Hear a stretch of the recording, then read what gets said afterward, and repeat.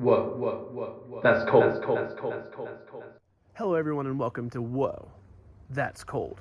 Since it's the week of the inauguration, I thought it'd be fun if we did a little lesson on an election, a particularly cold and frosty election, just to be fitting with this weather, and that's the election of 1912. Now, normally elections are kind of boring affairs to people who aren't history nerds like yours truly, but the election of 1912 is one that's actually extremely consequential for the country.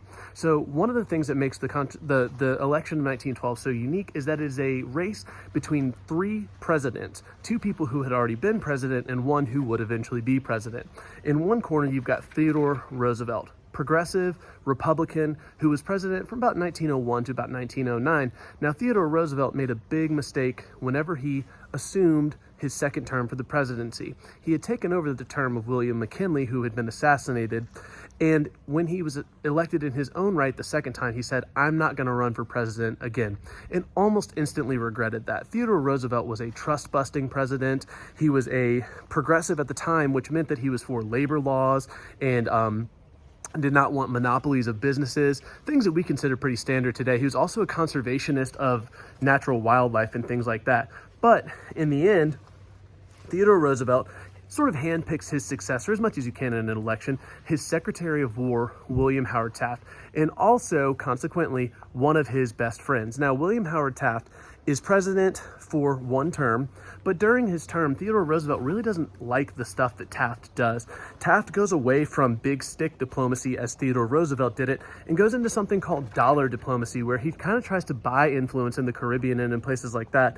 Taft actually does break up a lot of trust, but the problem for Theodore Roosevelt is that nobody is him. Nobody is Theodore Roosevelt. He wants to be the one calling the shots. So Theodore Roosevelt runs for the Republican nomination for the election of 1912 because, remember, he could. It was just a tradition to only serve 2 terms. George Washington stepped down because he wanted to, not because he had to.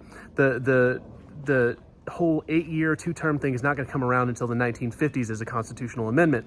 So Theodore Roosevelt runs against William Howard Taft in 1912 for the Republican nomination, but William Howard Taft gets it, despite the fact that Roosevelt is probably more popular within the party.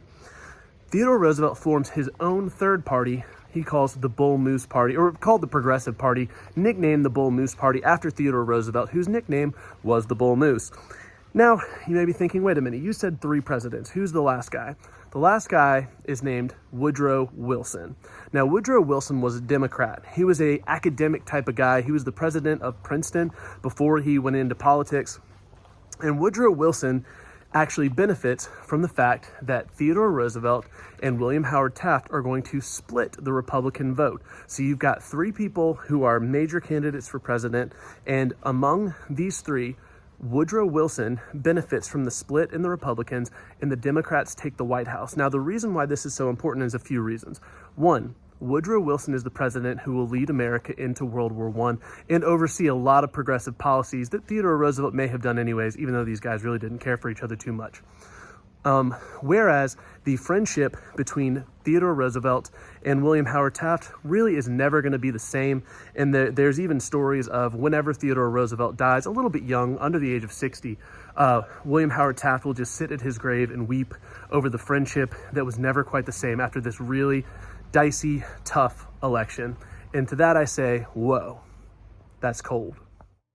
Whoa. That's cold. That's cold. That's cold. That's cold.